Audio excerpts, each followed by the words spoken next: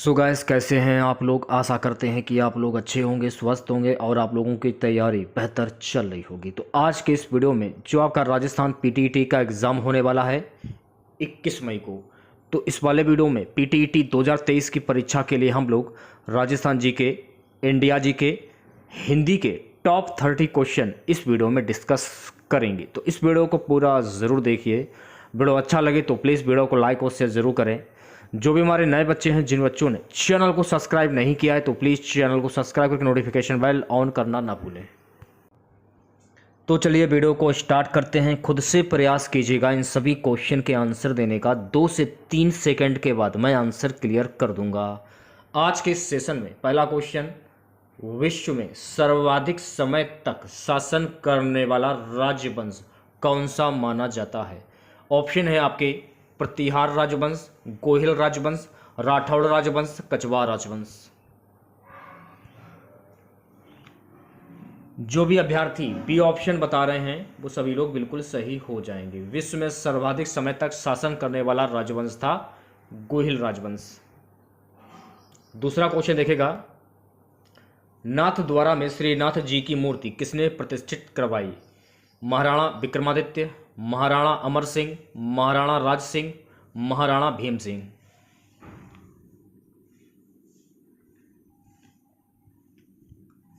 जो भी बच्चे सी वाला ऑप्शन बता रहे हैं वो बच्चे बिल्कुल करेक्ट हो जाएंगे। नाथद्वारा में श्रीनाथ जी की मूर्ति महाराणा राज सिंह ने प्रतिष्ठित करवाई।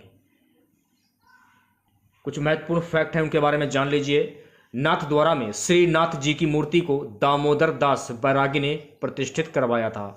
वल्लभ संप्रदाय से संबंध रखने वाले तथा जगत गुरु वल्लभाचार्य के वंशज दामोदर दास बैरागी ने राणा राज सिंह के साथ मिलकर 20 फरवरी 1672 को नाथद्वारा मंदिर का निर्माण करवाया था। तो इस क्वेश्चन से आप लोगों को इतनी जानकारी प्राप्त हो जाती है। तीसरा क्वेश्चन देखेगा।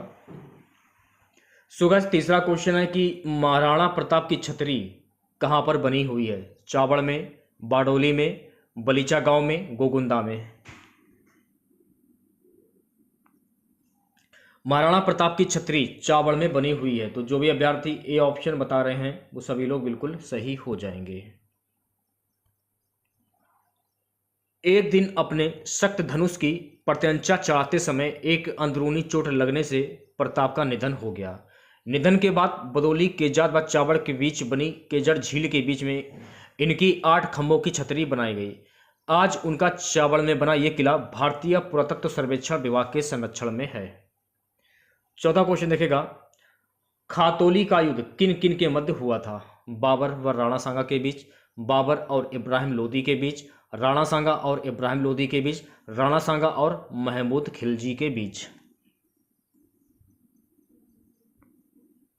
तो खातौली का जो युद्ध हुआ था ये राणा सांगा और इब्राहिम लोदी के बीच में हुआ था। तो जो भी अभ्यर्थी सी ऑप्शन बता रहे हैं सभी लोग बिल्कुल सही हो जाएंगे।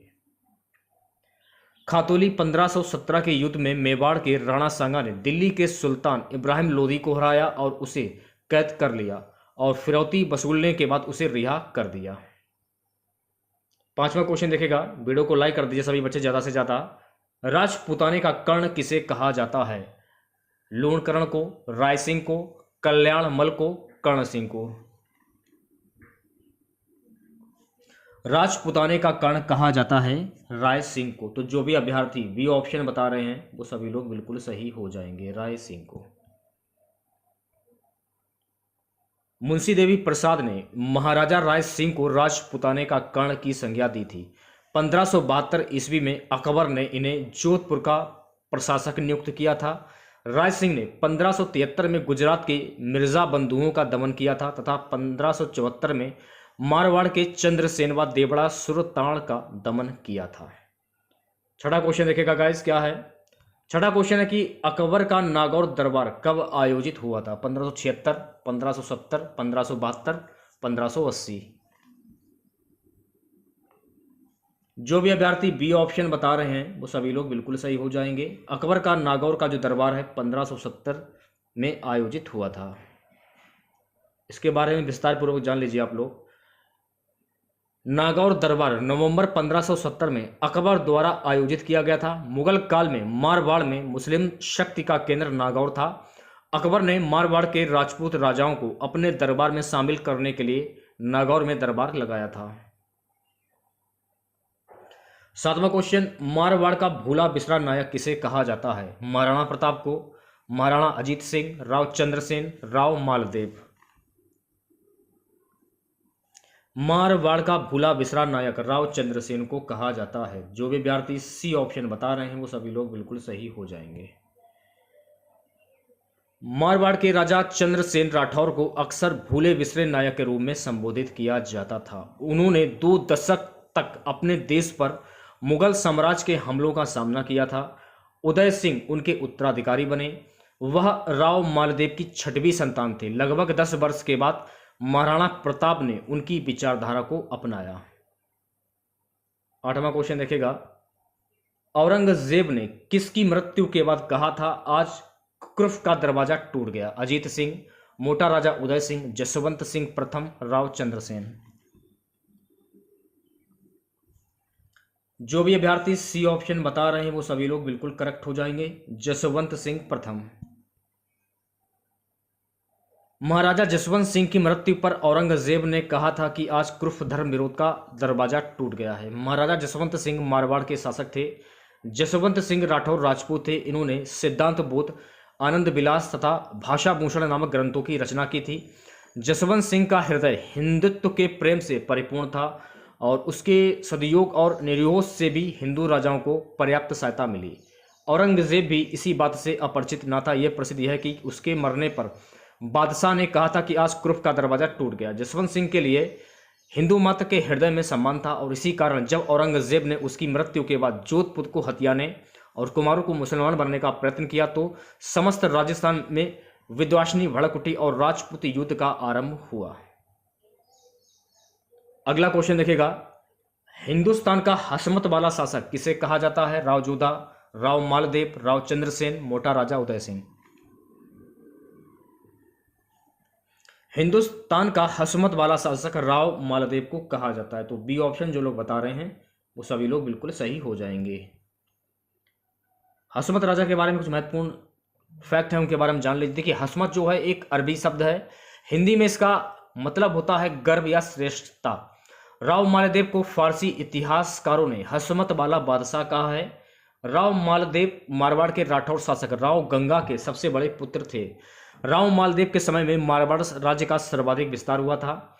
जोधपुर शहर की 4 दीवारों का निर्माण राजा राव मालदेव राठौर ने करवाया था। ये आपको ध्यान में रखना। अगला क्वेश्चन देखेगा, चित्तौड़ को राजधानी बनाने वाला प्रथम गोहिल शासक कौन था? बप्पा रावल, जैत्र सिंह, महाराणा कुंभा, अलर्ट।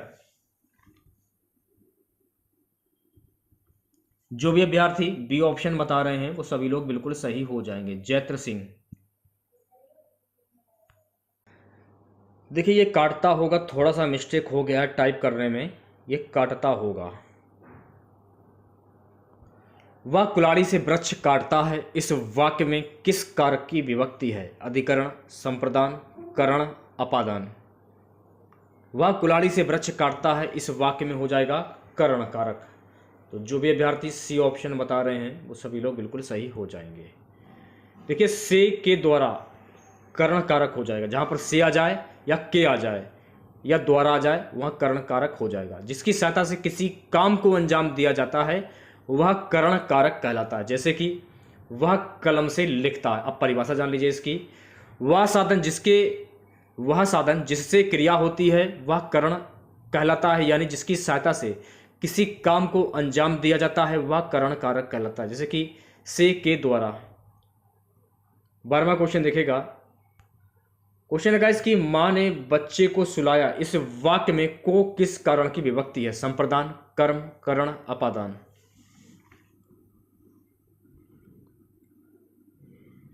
तो यहां हो जाएगा कर्म कारक। तो जो भी अभ्यर्थी बी ऑप्शन बता रहे हैं वो सभी लोग बिल्कुल सही हो जाएंगे कि मां ने बच्चे को सुलाया, तो मां अपना कर्म कर रही है। मां जो है वो अपनी कर्म कर रही है। मां बच्चे को सुला रही है, तो मां जो है वो कर्म कर रही है, अपना कर्म कर रही है, यानी कि बच्चे को सुला रही है। इस प्रकार से भी आप पहचान सकते हैं।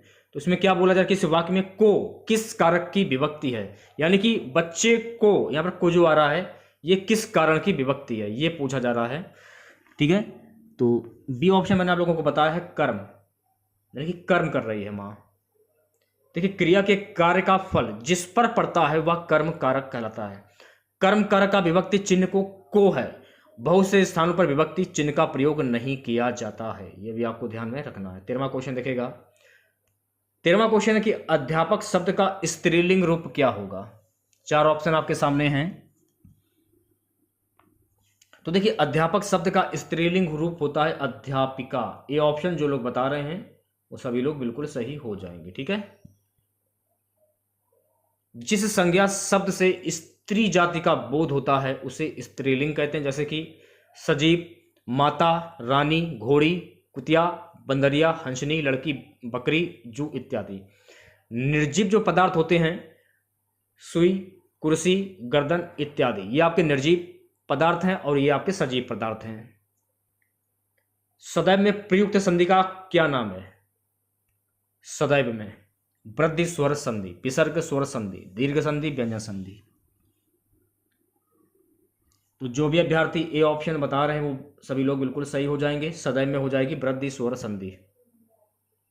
जब आप इसे तोड़ेंगे तो तोड़ने पर क्या होगा, सदा धन ऐब। ठीक है, सदैव शब्द का उचित संधि विच्छेद होता है सदा धन ऐब। देखिए दा देख रहे हैं, इसको मान लिया जाएगा छोटा और ए को मान लिया जाएगा छोटा आ। तो छोटा आ प्लस ए भी मान सकते हैं इसको हैं आप, तो छोटा आ ए बराबर ए हो जाएगा। ठीक है, यह वृद्धि संधि का उदाहरण हो जाएगा। जब संधि करते समय छोटा आ या बड़ा आ के साथ ए ऐ हो तो ए बनता है, और जब छोटा बड़ा आ के साथ ओ औ हो तो औ बनता है, उसे वृद्धि संधि कहते हैं। देखिए यहाँ पर थोड़ा सा मिस्टेक हो गया, इसको आप सुधार कर लीजिए।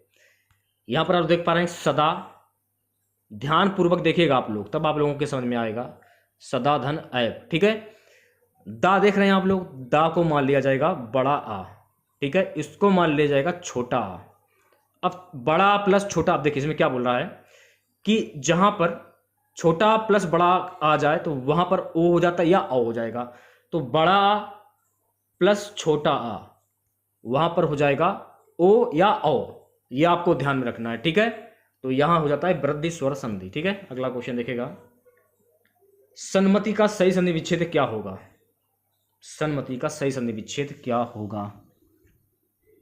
सत्य धन मति। ऑप्शन वी जो लोग बता रहे हैं वो सभी लोग बिल्कुल सही हो जाएंगे। ठीक है, देखिए सन्मति शब्द का संधि विच्छेद होता है सत्य धन मति, ये तो मैंने आप लोगों को बता दिया, तो ये व्यंजन संधि का उदाहरण हो जाएगा।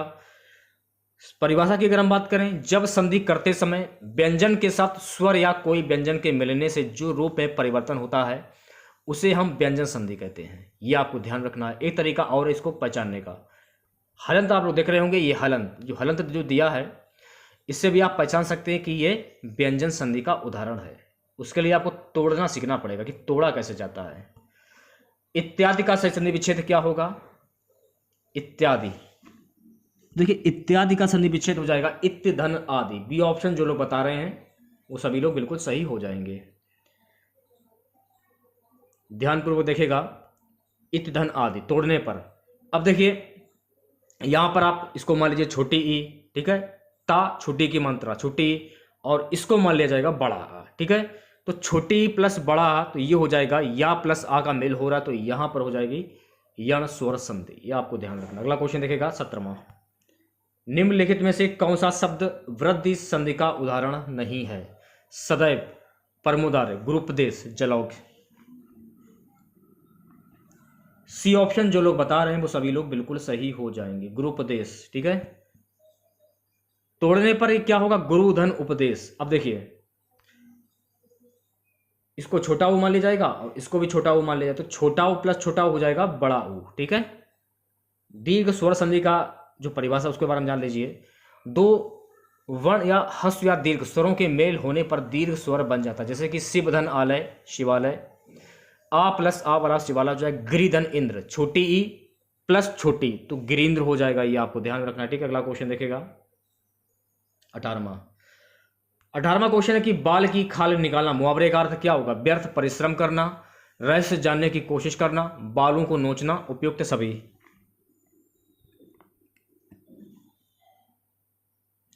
जो भी बच्चे बी वाला ऑप्शन बता रहे हैं वो बच्चे बिल्कुल करेक्ट हो जाएंगे। रहस्य जानने की कोशिश करना, बाल की खाल निकालना, अनावश्यक सूक्ष्म विश्लेषण करना या बहुत मौन मेघ निकालना।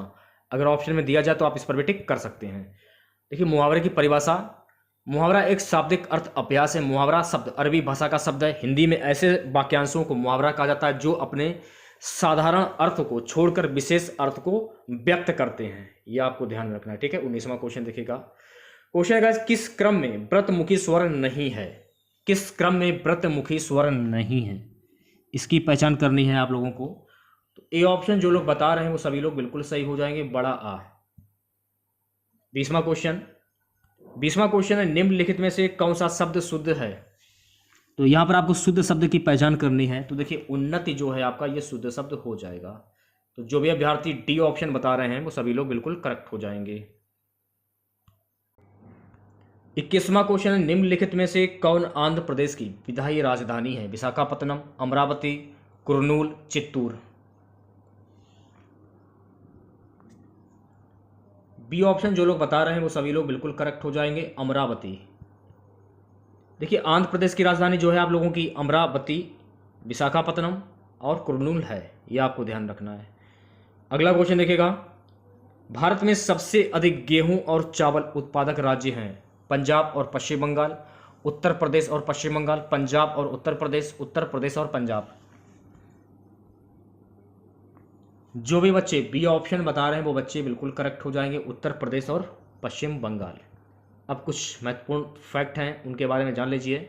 भारत के कुल चावल उत्पादन का लगभग 36% इन 3 राज्यों से होता है। भारत में उत्पादित कुल चावल में पश्चिम बंगाल का योगदान 13.62%, उत्तर प्रदेश का 12.81% और कुल चावल का 9.96% हिस्सा पंजाब का है। देश के कुल खाद्यान्न उत्पादन में उत्तर प्रदेश का प्रथम स्थान है। राज्य में साल भर 3 तरह की फसलें उगाई जाती हैं, रबी, खरीफ और जैद। उत्तर प्रदेश गेहूं, जौ, गन्ना, आलू और दाल खाद्यान्न उत्पादन में इसका प्रथम स्थान है। यह भी आपको ध्यान रखना है। उत्तर प्रदेश का जौ में, गेहूं में, गन्ना में, आलू में और दाल में प्रथम स्थान है।